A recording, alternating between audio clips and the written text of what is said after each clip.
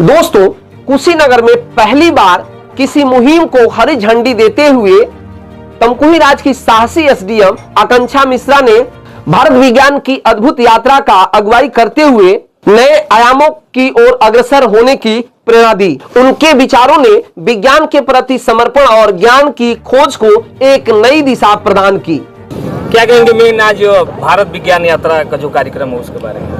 कार्यक्रम बहुत ही अच्छा था और बहुत अच्छी पहल है कि एक जो है प्राइवेट प्रशिक्षण संस्थान के द्वारा एक नॉर्मल इंटेंशन होता है आदमी का कमर्शियल एम से उठ के ये बच्चों का प्रोत्साहन कर रहे हैं। मैं देख रही हूँ कि बच्चों ने यहाँ सांस्कृतिक कार्यक्रम भी प्रस्तुत किए, तो उससे एक चीज़ बहुत अच्छी लगी कि ना आप केवल बच्चों की पढ़ाई पे नहीं उनके कल्चरल एस्पेक्ट पे भी फोकस कर रहे हैं। एंड बहुत अच्छा एफर्ट है इन लोग के द्वारा कि बच्चे सिर्फ पढ़ाई नहीं करें, कल्चरल एस्पेक्ट भी रहें। साइंटिफिक एक्सपेरिमेंट्स में मैं आते हुए मैंने सुना कि कुछ वाटर इवेपोरेशन से रिलेटेड कुछ साइंटिफिक एक्सपेरिमेंट बच्चों को बताया जा रहा था, तो बच्चों के मन में जिज्ञासा पैदा करके इससे बच्चों के मन में न केवल पढ़ाई के लिए एक एफर्ट डालने का मन करता है और वो पढ़ाई को बोझ की तरह भी नहीं लेते, तो निश्चित ही बहुत ही अच्छा प्रयास है। अच्छा, उन बच्चियों के लिए क्या कहेंगे जो विज्ञान के क्षेत्र में जाना चाहते हैं? विज्ञान के क्षेत्र में जो जाना चाहते हैं उनके लिए यही कहेंगे कि सवाल पूछने की जो अपनी प्रवृत्ति है उसको कभी न छोड़ें।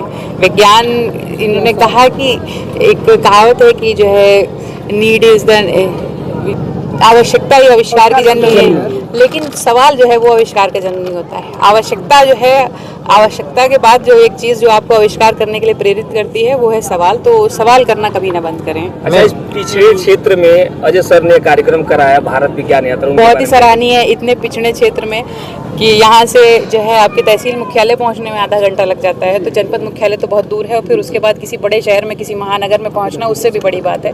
तो इतने दूरस्थ इलाके में इस तरीके का कार्य करना निश्चित ही बहुत ही सराहनीय प्रयास है इनके द्वारा। आपने समय निकाला, इतना टाइम दिया, तो बच्चों से क्या संदेश देना चाहेंगे? बच्चों को यही संदेश देना चाहेंगे कि आप प्लीज़ आप लोग जो है अपनी सवाल करने की प्रवृत्ति ना छोड़ें और विज्ञान के बढ़ाने के लिए यही एक चीज़ है, अपने प्रश्न करते रहें और अपनी स्टडीज़ के साथ ऑब्वियसली अपने फिजिकल डेवलपमेंट पे भी फोकस करें, वो भी बहुत ज़रूरी है। मैम, आजकल सोशल मीडिया का ज़माना है, बच्चे मोबाइल ज़्यादा इस्तेमाल करते हैं और पढ़ाई पे करने की ध्यान उनकी कम हो गई, तो उस विषय पे क्या कहना चाहेंगे? देखिए, हर चीज़ टेक्नोलॉजी के साथ डेवलप होती है। हम जब बच्चे थे तो हमारे टाइम पे मोबाइल नहीं होता था, अब बच्चों के टाइम पे है, तो आप अगर उन्हें 100% ये कह देंगे कि मोबाइल बिल्कुल मत यूज़ करो, तो कहीं ना कहीं महानगरों में जो बच्चे पढ़ रहे हैं वो उनसे नॉलेज के लेवल पे कहीं ना कहीं पीछे रह जाएंगे।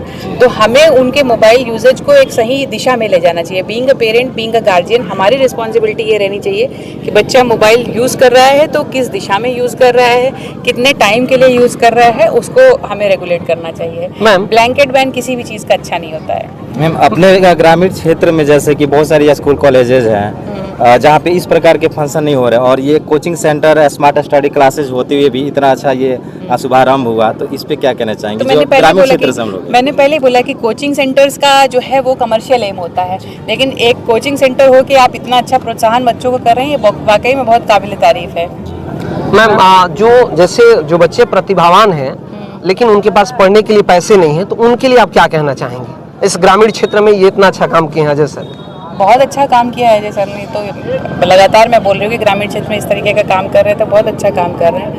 और प्रतिभा देखिए, वो कहीं ना कहीं ये है ज़रूर कि संसाधनों का अभाव हो जाता है, लेकिन प्रतिभा जो है वो उसकी मोहताज नहीं होती। इसी हमारे ही देश से ऐसे भी लोग निकले हैं जो लैंप पोस्ट के नीचे पढ़ के और क्लियर किए हैं एग्ज़ाम और आगे बढ़े हैं। हमारे देश से ऐसे भी लोग निकले हैं जो बहुत ही अभाव वाला जीवन जीने के बाद उन्होंने अपने जीवन में बहुत प्रगति की। बाबा साहब भीमराव अम्बेडकर इसका बहुत बड़ा एग्जाम्पल है कि एक पिछड़े समाज से आने के बाद, अभाव में जीवन जीने के बाद उन्होंने इस देश का संविधान रच दिया।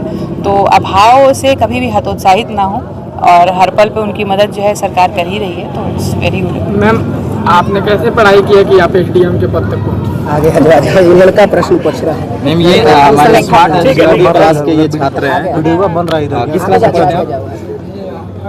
फर्स्ट ईयर में, इंटर फर्स्ट में। इनका क्वेश्चन है कि आप कैसे पढ़ाई की एसडीएम बन गए? देखिए, सबसे पहली चीज़ कि जब भी मैंने कोई चीज़ पढ़ी तो मैंने ये नहीं सोचा कि मुझे ये एग्ज़ाम क्लियर करना है इसलिए मुझे पढ़ना है, ठीक है।